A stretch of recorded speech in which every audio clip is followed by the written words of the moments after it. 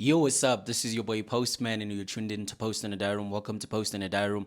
And as you may know, every day is a good day to get a delivery from the postman. And of course, if this is your very first time tuning in, please kindly like, share, subscribe, comment, do whatever is necessary to engage with the content, and most importantly, enjoy this video because today I just want to talk about something that has been on my mind for a very, very long time. So, yeah, but essentially, I just want to talk about how South African hip hop is currently looking like in this current time.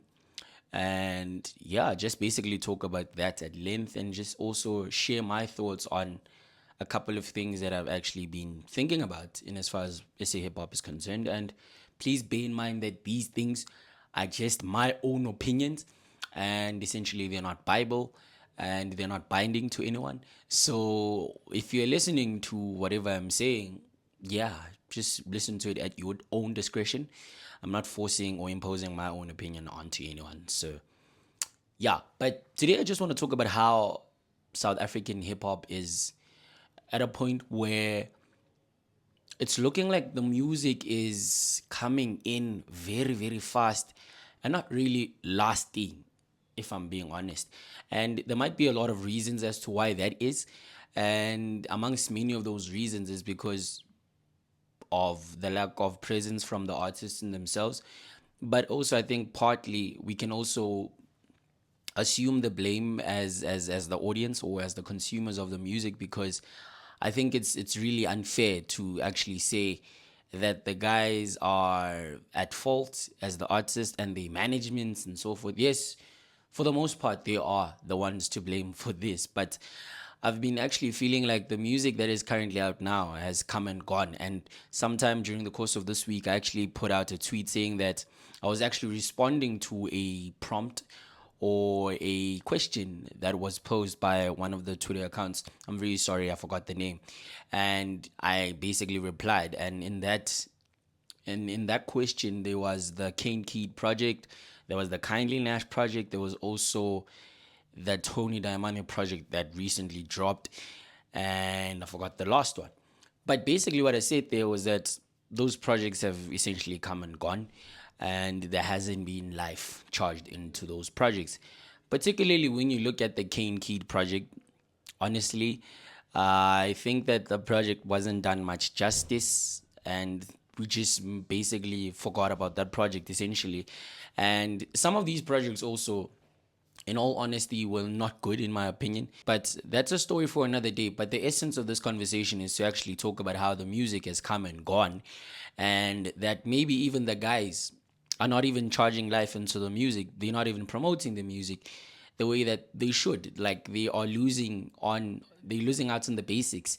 And those basics could easily be like having a very crazy rollout and releasing a lot of visuals for the bodies of work. But that hasn't been the case for a lot of these projects.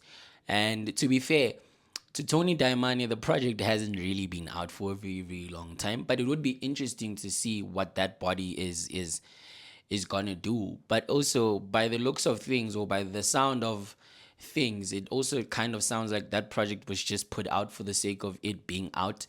There wasn't really anything that there wasn't really a narrative that he was trying to put out, because in one of the interviews that I saw that he did with OK Swisha, he basically said that basically it was just to add on to the catalog. And that kind of also is worrying for me as a listener, or as a listener who actually enjoys listening to bodies of work or projects or EPs and whatever the case is. Because I think when I listen to a EP for the most part is a experimental body of work. It's not really serious, and it's something that I feel as though should also be taken seriously, but not as serious as an album. There hasn't been anything that has been captivating besides a few other projects, but even those projects too, they haven't had much life charged into them. For example, Questa dropped a body of work. That body of work kind of also came and went, despite it having like a music video, Lala Vilagazi, that also kind of came and went. And it's a shame, in my opinion, because those are projects that I may have reviewed and also I haven't seen Questa doing much to kind of also promote the album. It kind of also begs the question to say, as the OGs or the guys who more or less have the recipes, we have those recipes kind of gone, or what have they done to those recipes? And it's really worrying, because these are the guys that a lot of people look up to. These are the guys that have done this before, and it's like now they're just reliant on their muscle, their push on social media. They're not really doing the work that they should be doing. And yeah, it's like now the bodies of work just come out after a very long time, and they just put out a link, and it kind of stops there, it ends there. The music is just coming in quick and fast, and the artists are not even doing anything to kind of also sustain that, because I think for them it's also a thing of, okay, I'm gonna drop this project, and then tomorrow they're gonna drop something else, and then it's like, oh, we've moved past that already. And when you look at what they've done with that, they haven't even done much, And there's a lot of bodies that kind of also came and went. Younger Chief dropped the project that he dropped, Lord Faku, and it also came and went, to be fair. And he even had What If, but I don't even think What If has a music video to this day. That is kind of also worrying. Yeah, like my Clear Dope Boy also came through with the project. It came and gone, and I really love the project. And unfortunately, what's really worrying me is that it's like now, because like I said, body of work, I need to listen to that, and I kind of need to defend that for the rest of my life. And someone is just gonna say I listened to that once or twice, and I just didn't care about it, because yeah, it's Matlera, and sharp. It just doesn't make good albums.